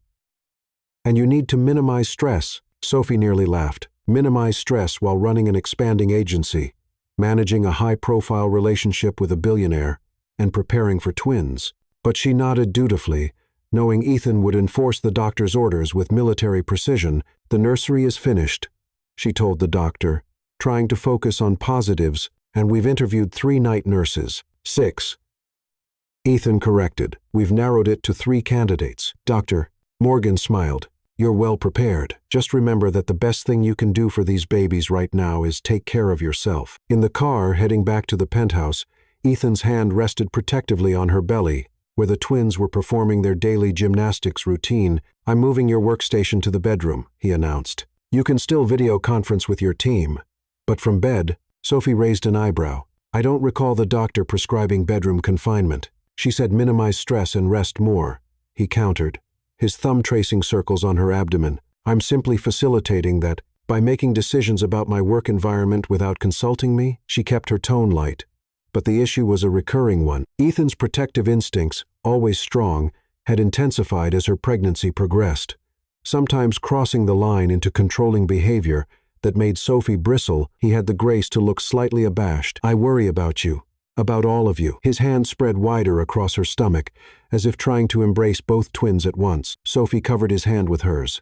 I know, but Ethan, you can't manage every aspect of this pregnancy, of our lives. His eyes, when they met hers, held vulnerability she rarely saw in public. When it comes to you and our children, I can't bear the thought of anything going wrong, not when it's within my power to prevent it. The raw honesty in his voice softened her irritation. She knew his protectiveness stemmed from love, not a desire to control. Let's compromise. I'll work from the chaise in the living room near the terrace. Fresh air, comfortable position, but not bedroom imprisonment. His smile was relieved. Acceptable terms, Miss Bennet. That evening, after a quiet dinner on the terrace, Ethan suggested a walk through the rooftop garden he'd installed for her, a miniature oasis of flowering plants, and comfortable seating areas accessible only from their penthouse. I can't remember the last time I had this much energy, Sophie admitted as they strolled slowly along the illuminated stone pathways. Her back had been aching all afternoon, but the gentle movement seemed to ease the discomfort. The doctor said walking is good for you, Ethan agreed, his arm around her waist offering subtle support. Though we should keep it brief. Sophie laughed. There's the overprotective father-to-be I know and love. They reached the small gazebo at the garden's center, a white wooden structure with climbing roses and a cushioned bench that had become Sophie's favorite spot for morning meditation. To her surprise, the interior was illuminated with dozens of tiny lights, transforming the simple structure into something magical. When did you do this? She asked, delighted by the fairy tale effect. Ethan helped her to the bench, then knelt before her instead of sitting beside her, something in his expression making Sophie's heart beat faster. Sophie, he began, his voice uncharacteristically hesitant, these past months have transformed my life in ways I never anticipated. What began as a business arrangement has become the greatest gift I've ever received. She felt warmth bloom in her chest, even as nervous butterflies took flight in her stomach. Ethan, he reached into his pocket and withdrew a small velvet box. I promised I wouldn't propose because of family pressure or public relations concerns. I'm not. His eyes held hers with unwavering intensity. I'm asking because I love you. Because I want to build a life with you that goes beyond contracts and arrangements. Because I want our children to know their parents chose each other completely. Opening the box, he revealed a stunning ring, a flawless emerald-cut diamond, flanked by smaller sapphires that matched the bracelet he'd given her when they learned about the twins. Will you marry me, Sophie Bennet? Not because of the babies or the scandal or anything else, but because we belong together. Sophie's throat tightened as she stared at the exquisite ring. She loved this man with an intensity that still surprised her. Their life together had become more fulfilling than she'd ever imagined possible. Yet something held her back from the immediate acceptance her heart wanted to give. Ethan, she whispered, tears threatening, I love you so much. But his expression remained open, though she saw a flicker of apprehension in his eyes. But everything between us has happened so fast. The contract, the pregnancy, moving in together. She took a shaky breath. Sometimes I wonder if we've built our relationship on circumstances rather than choice. Do you doubt my love for you? Ethan asked quietly. No, she answered without hesitation. But I wonder if we would have chosen each other without the contract, without the babies bringing us together. He considered her words seriously. I believe we would have, perhaps not as quickly, but eventually. Some connections are inevitable, Sophie. Then what's the rush? She touched his face gently. Why not wait until after the babies are born, until we've found our footing as parents, until we know for certain it's truly about us, not about creating a traditional family structure? Disappointment flickered across his features before he masked it. You're saying no. I'm saying not yet, she corrected, tears threatening as she saw the flash of pain in his eyes. I want to marry you someday, Ethan, with my whole heart. I do, but I need to be certain I'm doing it for the right reasons. Not because I'm pregnant, not because it's expected, not because it solves problems or pleases families, just because I love you and choose you fully and freely, with nothing clouding that choice. Ethan closed the ring box slowly, his expression a masterpiece of control, though his eyes betrayed the depth of his disappointment. I understand. He rose from his kneeling position, tucking the box back into his pocket with fingers that trembled slightly. Your independence, your strength of conviction, they've always been part of what I love most about you, even when they break my heart. The honesty in those last quiet words pierced Sophie more deeply than anger would have. That night, for the first time since she'd moved in, Ethan slept on his side of the bed without gathering her against him, the inches between them feeling like miles. Yet, in the deepest part of the night, his hand still found its way to rest protectively on her belly. his connection to their twins unbroken, even as the bond between their parents suffered its first real fracture. The following days brought a subtle tension to their relationship, nothing overtly wrong, but a careful politeness that hadn't existed before. Ethan was attentive as ever, ensuring her comfort, attending appointments, handling business calls from home to remain close. Yet the easy intimacy they'd shared had developed a hairline fracture that worried Sophie more than she wanted to admit. A week after the proposal, Sophie entered the kitchen to find Ethan on the phone, speaking rapid Spanish. He ended the call when he saw her, offering a smile that didn't quite reach his eyes. "Good morning. How are you feeling?" he asked, pouring her a cup of decaffeinated tea. "Tired. The twins were having a dance party at 3 o'clock. She accepted the tea gratefully. "Was that Sophia?" "Yes. She's arranged for my grandmother's wedding ring to be sent from Madrid for restoration." His tone was casual, but Sophie felt her heart sink. "It's a family heirloom," he continued evenly. "I should have had it properly catalogued in the estate inventory years ago. You were going to give me your grandmother's ring, Ethan." "Yes." The realization made her chest tighten painfully. His eyes met hers. "I had it sized to fit you. The ring the other night was temporary. I thought you might prefer choosing your own design." He shrugged slightly. "It doesn't matter now." But it did matter. The knowledge that he'd planned to offer her his grandmother's ring, a priceless family heirloom, made her rejection sting with fresh pain. She'd wounded him more deeply than she'd realized. "I'm sorry," she said softly. "I didn't mean to hurt you." "You didn't," he replied, though they both knew it was a lie. "You were honest about your feelings. I respect that." Before she could respond, he glanced at his watch. "I have meetings downtown this morning. Will you be all right here alone for a few hours? Mrs. Lee will be here if you need anything." Sophie nodded, watching as he gathered his things with efficient movements. At the elevator, he paused to kiss her forehead, a chaste gesture compared to their usual passionate goodbyes. "Ethan," she called as the elevator doors opened, "I do love you." His smile held sadness. "I know. It's just not enough yet." After he left, Sophie retreated to the nursery, now fully finished with its celestial theme and matching cribs, running her fingers over the hand-painted constellations. She wondered if she'd made a terrible mistake. Was her insistence on independence worth the pain she saw in Ethan's eyes? Was she clinging to outdated fears while the man she loved offered everything she'd ever wanted? That evening, Ethan returned later than usual. Sophie had texted when he missed dinner, receiving only a brief reply about meetings running long. When he finally arrived near midnight, the scent of expensive scotch clung faintly to his clothes as he moved quietly through the darkened penthouse, clearly assuming she was asleep. "Working late?"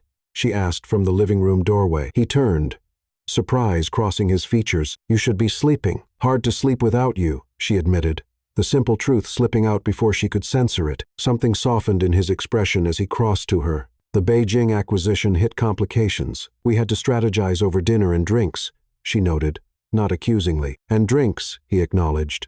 "I'm sorry I'm late." His hand moved to touch her belly in what had become an unconscious habit, but he hesitated, as if suddenly uncertain of his welcome. The small movement broke something inside Sophie. This powerful, confident man, now hesitant to touch her, to touch his own children. She caught his hand and placed it firmly on her stomach. "They missed you too," she whispered, her voice breaking slightly. "We all did." The careful mask he'd worn since her rejection cracked, vulnerability shining through. "Sophie." Before he could continue, she rose on tiptoes and pressed her lips to his chest. He froze momentarily, then responded with carefully restrained passion. When they broke apart, his eyes searched hers. "I can't keep doing this," he said quietly, "pretending I'm not devastated that you don't want to be my wife." "That's not what I said," she protested. "I just need time." "Time, I understand," he interrupted gently, "but I think you need space, too. Space to be sure about what you want without feeling pressured by our living situation, by my constant presence." Fear clutched at Sophie's heart. "What are you saying?" "I think you should spend some time at your apartment," he said, the words clearly difficult for him. "Not because I want you to go, but because you need to make this decision freely, without me hovering, without the comforts of this lifestyle influencing you. You're asking me to leave." Tears sprang to her eyes. "I'm giving you the independence you value," he corrected, his voice rough with emotion, "so you can be certain one way or the other. I'm 7 months pregnant with twins." Sophie's voice rose with disbelief. "You want me to go back to my 4th-floor walk-up apartment alone?" "Of course not," he sighed. running a hand through his hair. "I've arranged for a temporary residence, a brownstone in Park Slope with an elevator, full security, a live-in nurse, everything you and the babies need, but separate from me and my world." The realization that he'd planned this, had already arranged alternative housing, felt like a physical blow. "When did you decide this?" "Yesterday," he admitted, "after I spoke with your mother." "My mother?" Shock piled upon shock. "You discussed our relationship with my mother behind my back?" "She called me," Ethan explained, his expression pained. "She was concerned about you, about us. She suggested you might need space to sort through your feelings without my influence." Betrayal burned hot in Sophie's chest. "So the two of you decided what's best for me again?" "No one's deciding anything for you, Sophie." Frustration edged his voice. "I'm trying to give you what you keep asking for. Independence. Freedom to choose without pressure. By kicking me out, by loving you enough to let you go." The words burst from him with unexpected force. "Even though every instinct I have screams to keep you close, to protect you, to make you mine in every possible way." The raw emotion in his voice silenced her protests. For the first time, Sophie truly understood the cost of his restraint. How this man, accustomed to controlling every aspect of his world, had been fighting his own nature to give her the freedom she demanded. 1 month. He continued more quietly. "Stay at the brownstone until the babies come. If after they're born, you still feel uncertain about us, about our future together, then we'll know." "Know what?" she whispered, though part of her already understood, whether what we have is real or just a beautiful illusion created by circumstance. His hands framed her face with heartbreaking gentleness. "I love you enough to risk losing you, Sophie. Do you love me enough to risk finding certainty?" The question hung between them, unanswerable in that moment, as Ethan bent to kiss her, a kiss that tasted of goodbye. Sophie felt their twins kick vigorously, as if protesting the pain radiating between their parents. "When?" she asked against his lips. "Tomorrow," he murmured. "Everything is prepared." That night, they made love with desperate intensity, neither speaking of the separation to come, both pouring unspoken emotions into every touch, every kiss. Afterward, as Ethan held her close, his hand possessively spread across her belly, Sophie listened to his heartbeat and wondered if she was making the greatest mistake of her life. But when morning came, she packed a small bag and let him drive her to the Park Slope brownstone, a gorgeous home that spoke of his care in every detail, from the elevator to the fully stocked nursery to the private garden where she could walk safely. As Ethan prepared to leave, standing awkwardly in the foyer of what would be her temporary home, Sophie felt panic rising. "This is ridiculous," she said suddenly. "I don't need to be apart from you to know I love you, but you do need space to know if you want the future I'm offering," he replied gently, without feeling obligated by pregnancy or financial ties or my overwhelming presence. The truth in his words silenced her arguments. He knew her too well, understood her fears about losing herself, about making choices from dependence rather than desire. Ethan kissed her one final time, his hands cradling her face as if memorizing its contours. 1 month. He whispered against her lips. "Find your certainty, Sophie." As the door closed behind him, Sophie placed her hands on her belly, where their children grew stronger each day. "What do you think, little ones?" she whispered. "Is your father right? Do I need this space to be sure?" The twins kicked in response, one on her right side, one on her left, as if voting in opposite directions. Sophie laughed through sudden tears, the sound echoing in the beautiful, empty house that held everything she needed except the man she loved. Chapter 8. Medical Crisis. 2 weeks into their separation, Sophie had settled into an uneasy routine at the Park Slope brownstone. Everything was perfect, except for the Ethan-shaped hole in her life that nothing could fill. They spoke daily, brief, slightly awkward conversations about her health and the baby's development. What they didn't discuss was them, their relationship, their future, the ultimatum that hung between them like a guillotine blade. "Your blood pressure is higher again," Nurse Thompson, 50, noted during their morning check-in. "Doctor, Morgan will want to know about this." Sophie sicht, "It's just stress. I'm fine. Stress isn't good for the babies," the nurse reminded her. "Perhaps it's time to reconsider this living arrangement." "Mr. Carter calls 3 times a day to check on you." The revelation surprised Sophie. "He does?" "He's quite concerned, wants updates on everything from your diet to your sleep patterns." The thought of Ethan monitoring her welfare from afar brought a lump to her throat. That sounds like him. By afternoon, the discomfort in her back had intensified, accompanied by periodic twinges, that Sophie tried to dismiss as Braxton Hicks contractions. At 34 weeks, it was too early for real labor. Her phone chimed with a text from Ethan. Meeting running late. Can we speak at 8 instead of 7? Sophie typed a quick agreement, ignoring a sharper pain that radiated across her abdomen. She'd talk to Nurse Thompson if it continued, but there was no need to worry Ethan. By 6 o'clock, however, Sophie could no longer deny something was wrong. The pains were coming regularly now, growing stronger with each occurrence. When she felt dampness between her thighs and discovered her water had broken, fear gripped her heart. "Nurse Thompson," she called, struggling to keep her voice steady as another contraction seized her. "I think I'm in labor." The next hour passed in a blur of phone calls and preparations. Dr. Morgan was contacted, an ambulance summoned, hospital arrangements made. Through it all, Sophie kept thinking about Ethan, how he should be here, how she needed him. "Have you reached Mr. Carter?" she asked as paramedics helped her onto a stretcher. "His assistant said he's in a meeting at Mount Sinai," the nurse replied. "Something about his heart condition. We've left urgent message." Heart condition. The word sent ice through Sophie's veins, despite the pain of another contraction. Ethan had mentioned increased monitoring of his long QT syndrome, but not a specific appointment today. Was something wrong? In the ambulance, racing through evening traffic toward New York Presbyterian, Sophie clutched her phone, willing it to ring with Ethan's voice. Each contraction brought fresh terror. Too early, too fast, without Ethan beside her. "Twins at 34 weeks have excellent outcomes," the paramedic assured her. "The NICU team is waiting." But Sophie's thoughts were divided, half with the babies fighting their way into the world too soon, half with Ethan and his mysterious medical appointment. As another contraction ripped through her body, she made a decision that crystallized with sudden clarity amid the pain. She wanted Ethan, not just for today, not just for the birth, but for always. Call him again.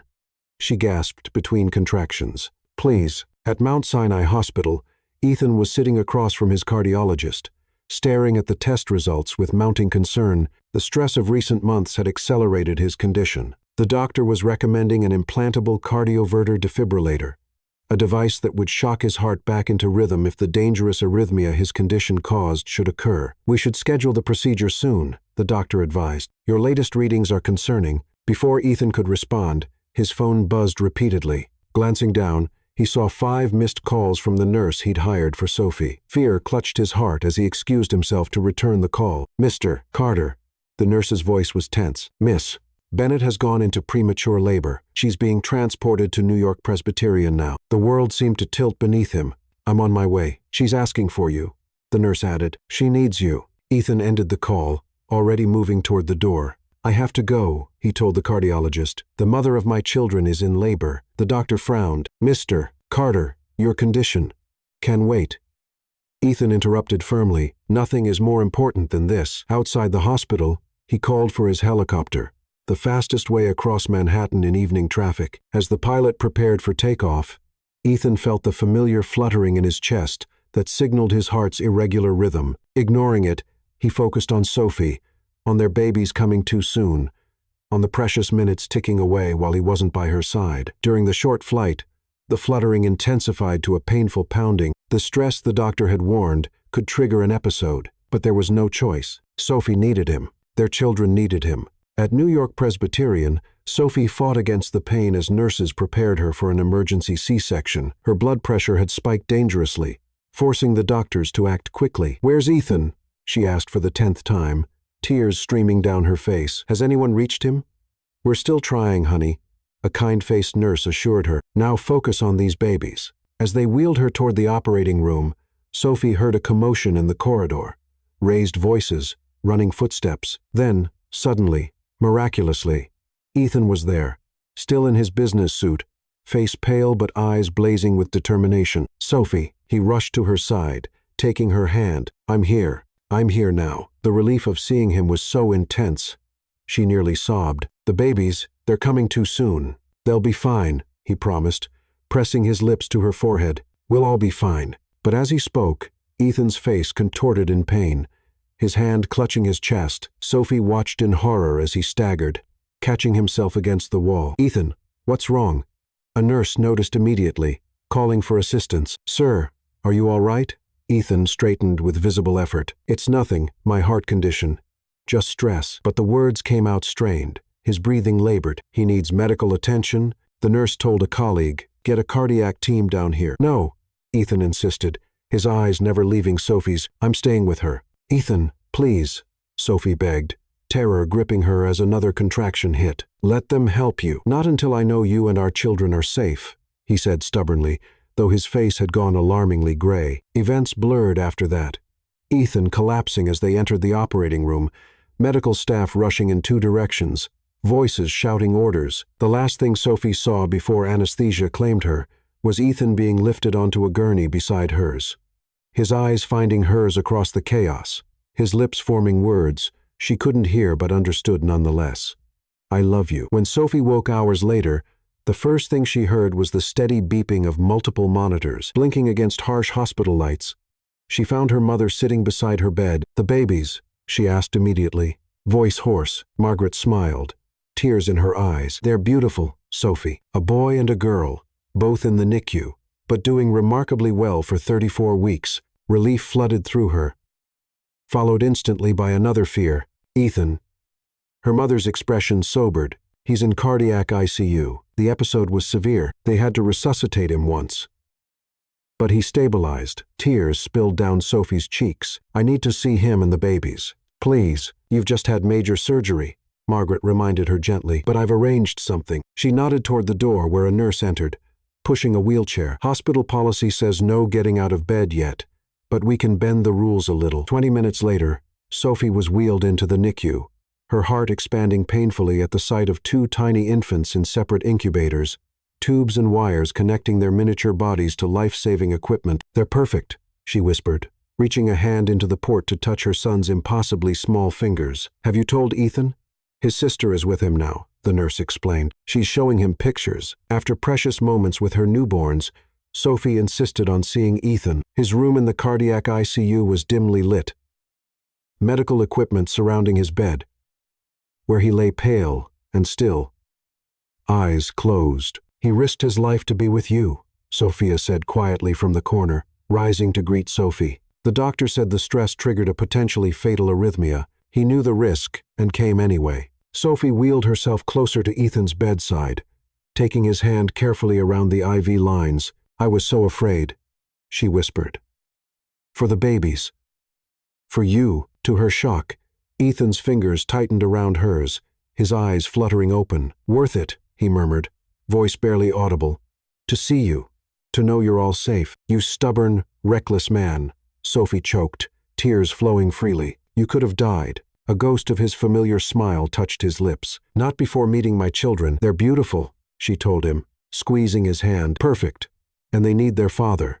So you have to get well." "I will," he promised, his eyes drifting closed again as exhaustion claimed him.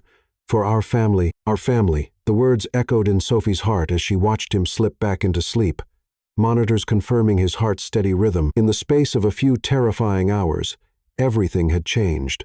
Priorities clarified, fears exposed as the hollow things they were. Independence meant nothing if Ethan wasn't there to share it with her. Success meant nothing without him to celebrate beside her. And pride.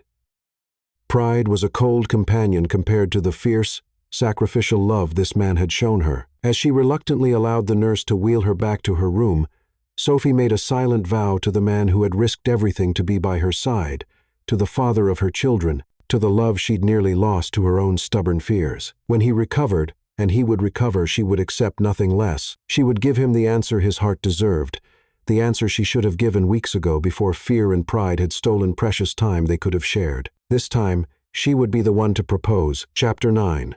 New Beginnings. Recovery came in small, precious moments. For Sophie, it was the first time she held both twins simultaneously, their tiny bodies nestled against her chest as nurses showed her how to navigate the tangle of monitoring wires.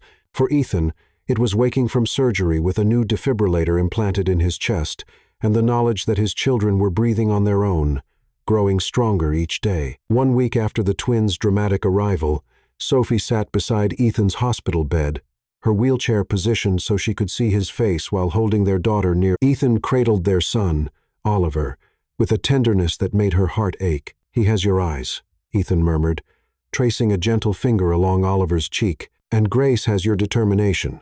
Sophie replied with a smile. "The nurses say she's the feistiest baby in the NICU, a fighter like her mother." Ethan's gaze moved from his son to Sophie, his eyes filled with an emotion that stole her breath. Like all of you, they'd been kept in separate hospital rooms for 5 days, connecting only through video calls and photos shared by nurses. This was their first time together as a family, arranged by hospital staff who bent rules after witnessing their ordeal. "The cardiologist says you'll make a full recovery," Sophie said, still frightened by how close she'd come to losing him. "But you need to take it easy." Ethan's smile held irony. "Says the woman who checked herself out of bed one day after a C-section to visit the NICU. We're quite a pair," she acknowledged. "Neither of us good at following medical advice when family is concerned." Family. The word hung between them, weighted with profound meaning. They had created something sacred, not through legal contracts or business arrangements, but through a love that had deepened and strengthened with every challenge they'd faced together.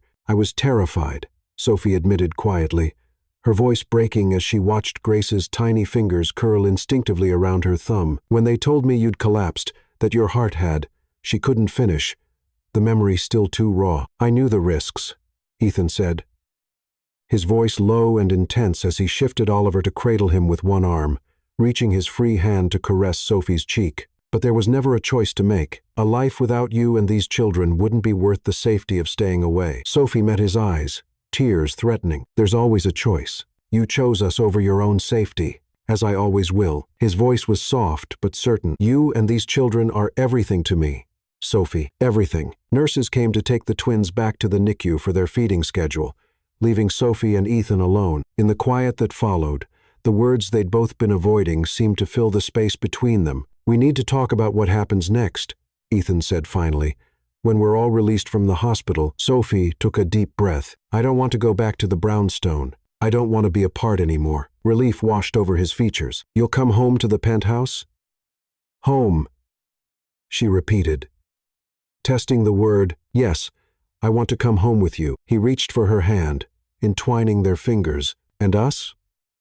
Where do we stand?"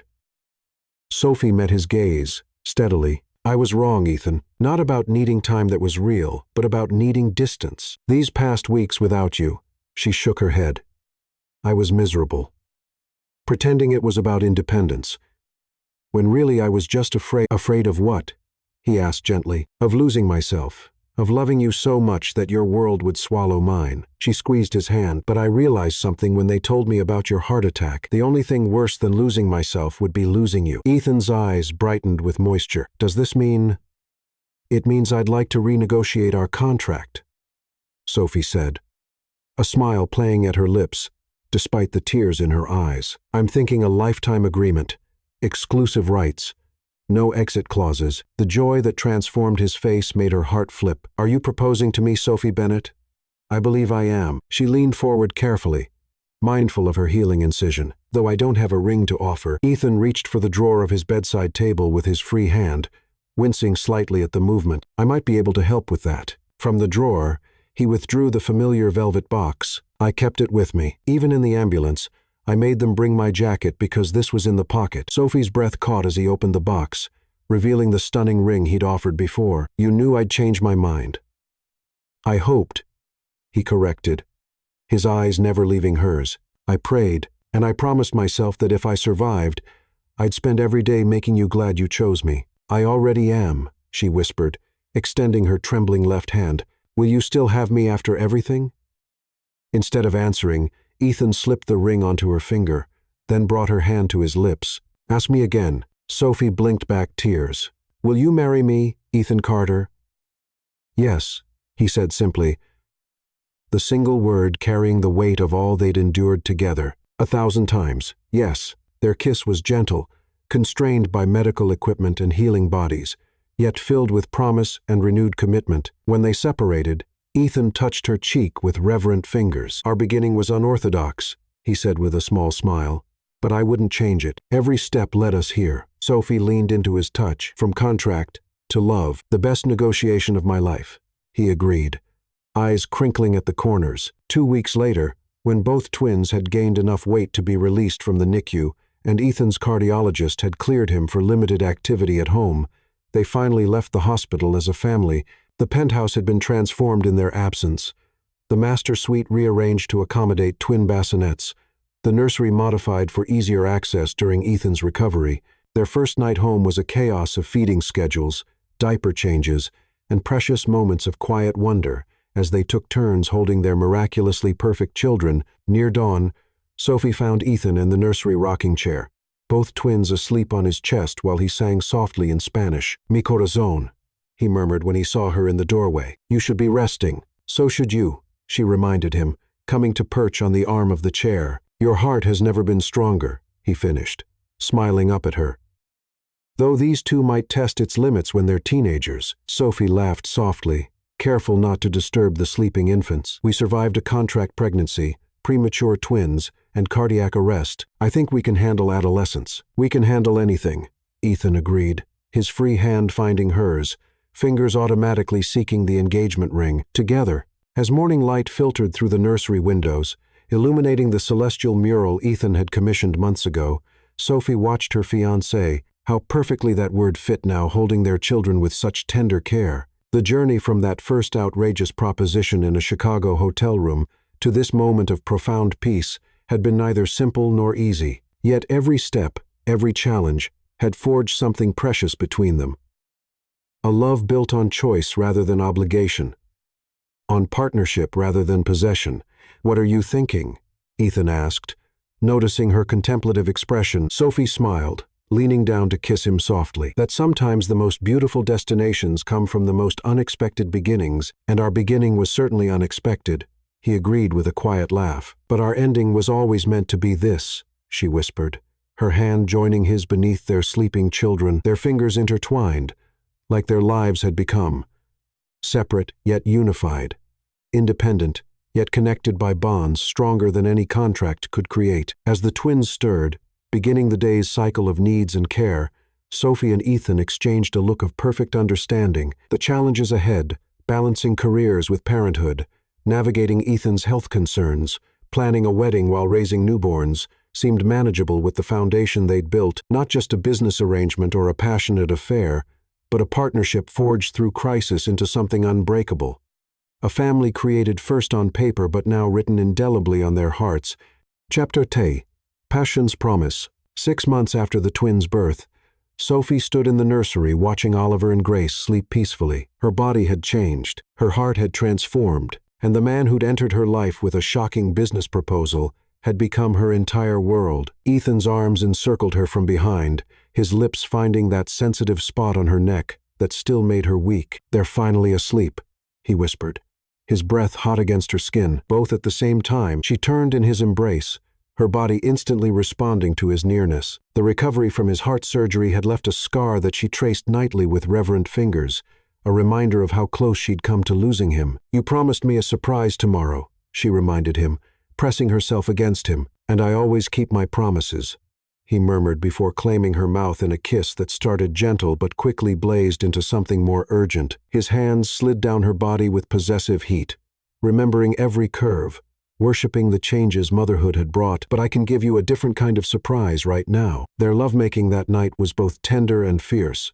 the passion between them having only intensified through crisis and joy. When they finally lay tangled and breathless in their sheets, Sophie wondered how she'd ever feared losing herself in this man's love, when she'd only ever found herself more completely in his arms. The next evening, Ethan brought her back to where everything began.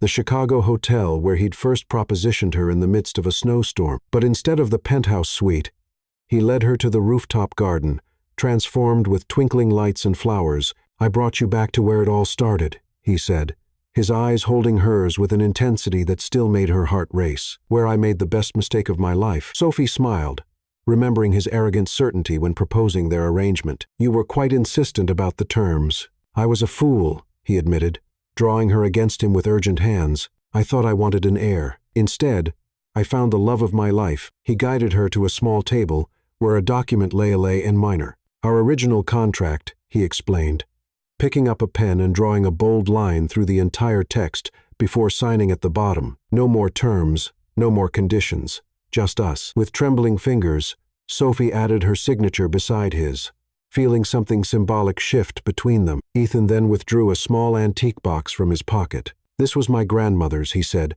revealing a stunning emerald surrounded by diamonds. Given only when the love is real and certain, he knelt before her, his eyes blazing with emotion. "Marry me, Sophie. Not for the twins, not for convenience, just because what we have is worth fighting for." Tears spilled down her cheeks as she pulled him to his feet, claiming his mouth in a kiss that answered before her words could. "Yes." She finally whispered against his lips, "I've been yours since that first ridiculous proposal." That night, in the penthouse suite where they'd first met, now owned by Ethan and transformed into a monument to their journey, they made love with a passion that transcended the physical. His hands and mouth reclaimed every inch of her body, as if memorizing her anew, while her fingers traced the rhythm of his healing heart.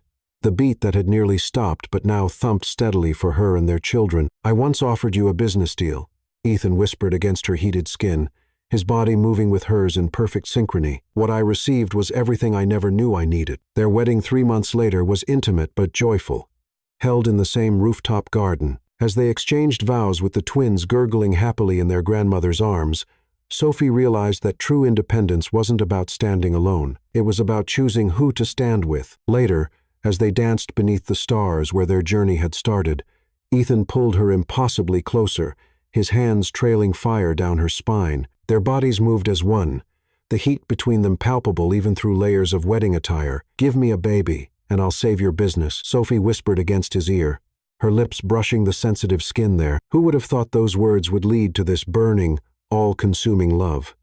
Ethan's eyes darkened with desire as he spun her away from the reception toward a private alcove of the garden. "Our story was written in the stars that night," he murmured, his voice dropping to that husky timbre that still made her knees weak. "But what I feel for you now makes that first attraction seem like a mere spark compared to this inferno." His mouth claimed hers with fierce possession, his tongue seeking, demanding.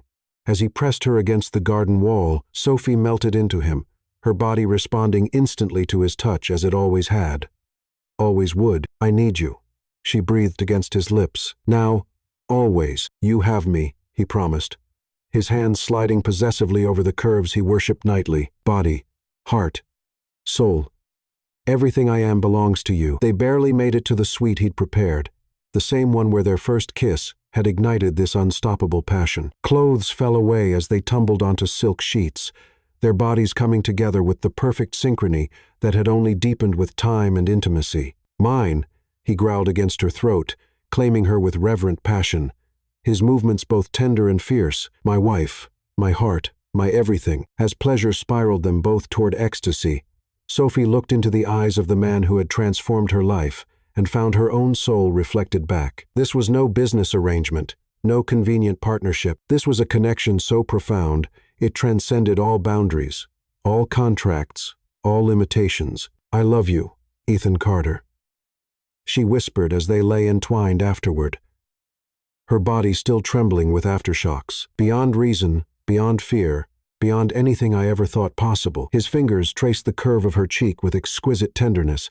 his eyes burning with promise. "And I will spend every day of our lives showing you just how completely I'm yours, Sophie. Every touch, every kiss, every breath, a testament to what we found together." As moonlight bathed their intertwined bodies, Sophie surrendered to the beautiful truth that had been waiting for her since that snowy Chicago night.